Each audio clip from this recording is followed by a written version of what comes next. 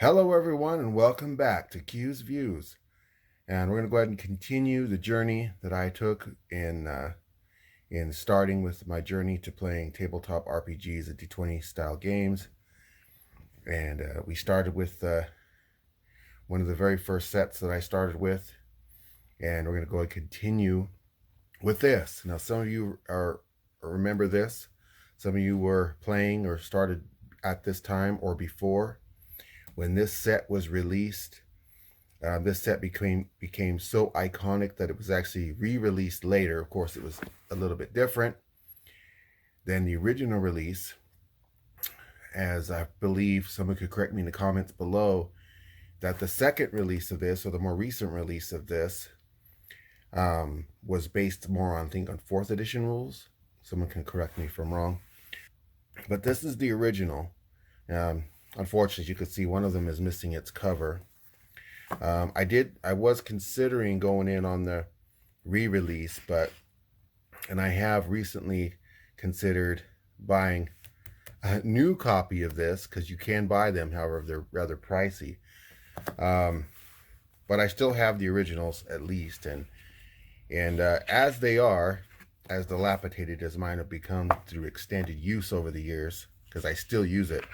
As you can see, it's quite tattered, but the pages are still in great shape, and it's still plenty effective to run a campaign with. So for those of you who are into the very early incantations of Dungeons and Dragons, the earlier ones, this came out a little bit later. This was, I think, around 82, 83. In my last video, I did say I started playing in 79. I do realize that the books that I have out said 1980. So, however, I was still 7 years old in 1980, so that still makes sense, as my birthday is in October. So, but anyways, so I looked at that and I was like, wait a minute. That may not make sense, what I'm saying, if someone doesn't understand when in the year I was born or whatever. So I did start playing in 79. The books were dated in 80. So there you go. However that worked out, it worked out. But that's what I remember. So these were great books. In my opinion, they're still fantastic.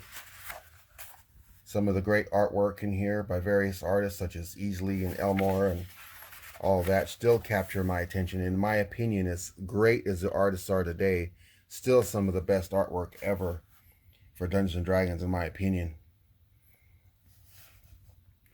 Just some great stuff. Back when saving throws were quite a bit different.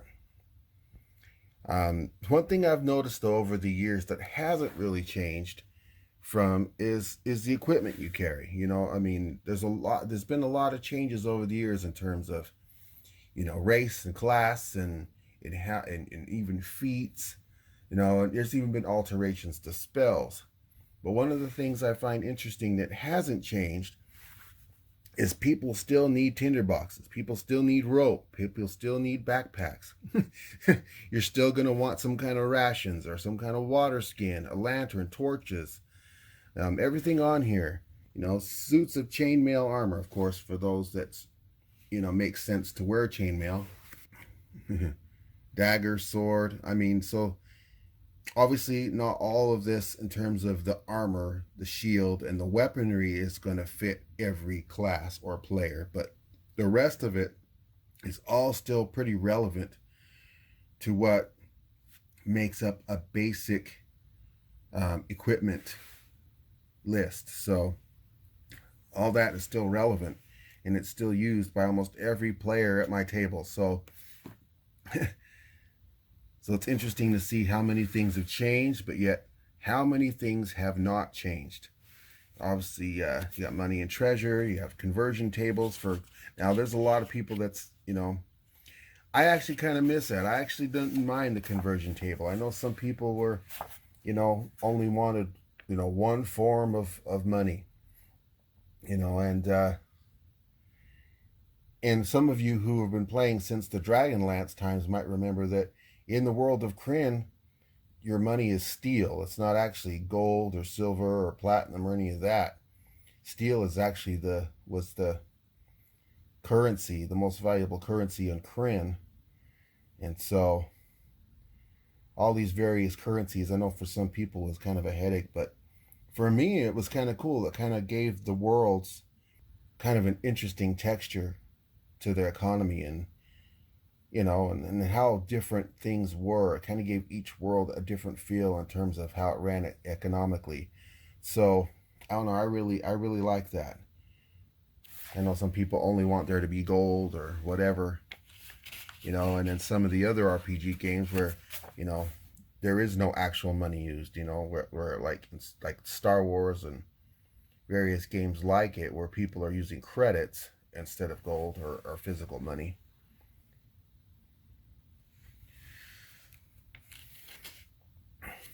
This was actually a pretty fun solo adventure. This is something else I wanted to point out before I got too far into it. Is the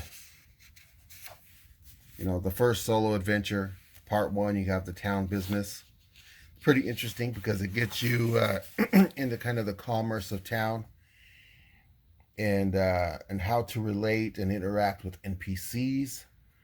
And then here you have battles. Of course, you always gotta, whether you're a battle-based gamer or you're a story-based gamer, or you like a balance of both, battles will always be an integral part of Dungeons and Dragons. So,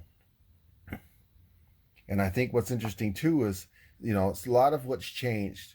There's a lot that's changed combat-wise over the years, but what hasn't changed is I see people now using even more than then is maps. Now I know there was a lot of map making back then, and I like to play with a dedicated mapper back in the days, and I didn't always have one, but when I could get one, I would do it, or I'd do it myself if I could felt I could manage it. And sometimes I ran rather large campaigns. Sometimes my campaigns consisted of a dozen or more people, and they could get quite hectic. But I know even to this day, maps are invaluable. Now I know everybody uses maps. Some people use the new gaming tables, and they have. I'm going to give one of my first shout outs here. And I'm going to put a link in the video down below that I'm referencing. But in the channel Dungeon Craft, he actually shows how to make your own little your own Dungeons and Dragons little accessories, and little game tables and mapping tables where you can put your minis in and little pieces to kind of indicate the terrain that you're on and the environment that you're in terms of being in a dungeon and that kind of thing. In the last video, I indicated the rust monster, and here you can kind of see the evolution, the first evolution of the rust monster compared to the original.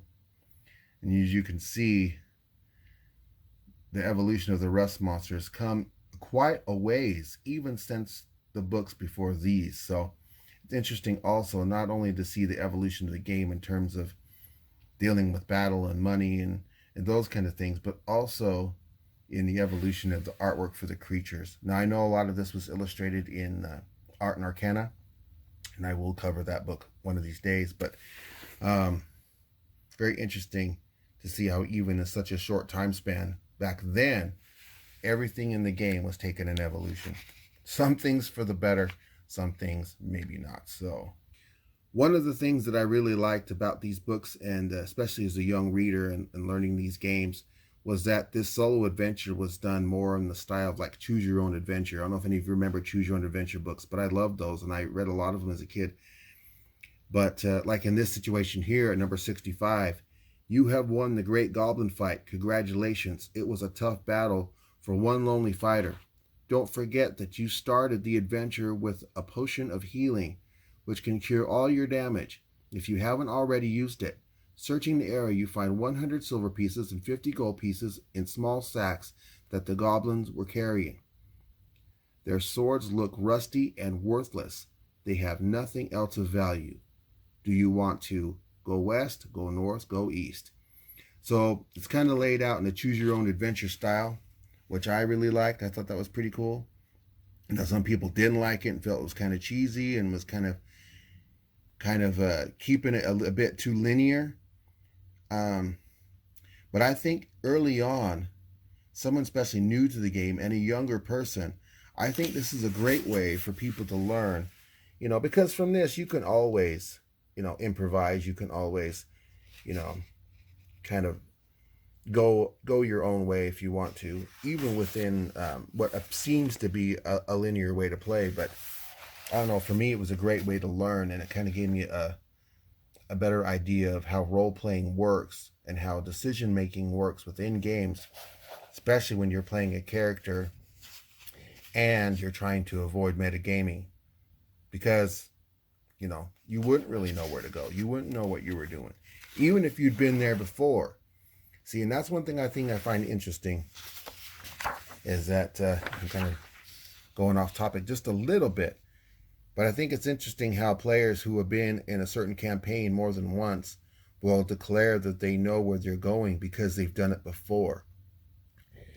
And I know for me, especially if I'm out, caving, or if I'm out, going on a hike or something, even if I've been on the trail many times, I can still get lost if I'm not careful. So I think that rationality for metagaming doesn't really work. Anyways, I went off topic there, but you can see here's the very old and one of the first and archaic character sheets. Very simplified. Something that we'll talk about later with D&D 5th edition, because they're kind of maybe not that extreme or that drastic, but they have indeed gone back to a more simpler way in terms of the character sheet, which I know some people really dig. There's some people who really prefer a more simplistic character sheet, easy to find everything. As someone once said, they don't want a character sheet that makes them feel like that they're looking at a tax form. And I understand that. However, I know there's some players that prefer a more itemized and a more detailed and a more technical character sheet, because they want to detail their character out as much as possible. So I know there's pros and cons to both. There's fans of either one. Here we have a quick look at the character classes that were available. Some of the difference between the last book and this book. We have the cleric, the fighter, the thief, the elf, the match user, halfling, and the dwarf. Actually, I think they're the same. But here we get a little more of a illustrative depiction for each one of these. And of course, we have the cleric. This is a very iconic picture by Elmore. This beautiful work. Even back then, even back in these days, the artwork was getting better and better all the time. Just some great stuff. But there you go. This was the player's manual for back in the days. Kind of have a quick discussion about it, and maybe discuss about some of the difference that had taken place between the edition that I showed, or the books that I showed in the previous video, versus even these, and how even the artwork has changed. And I miss some of this stuff, like Star Frontiers, Dragon Magazine. We know a lot of that has changed over the years to different things. The old advertisements for Dungeons and Dragons. All great stuff. Well, this is Q saying thanks for watching. I hope you enjoyed this video. If you have any ideas you want to share, maybe your experiences or your history with these particular books, or this book in this era of the game, please feel free to share them in the comment section down below. I look forward to seeing what your experience were and how you got introduced, and how it maybe even impacted your life. Thanks for watching, and we'll see you in the next video. Take care, everyone.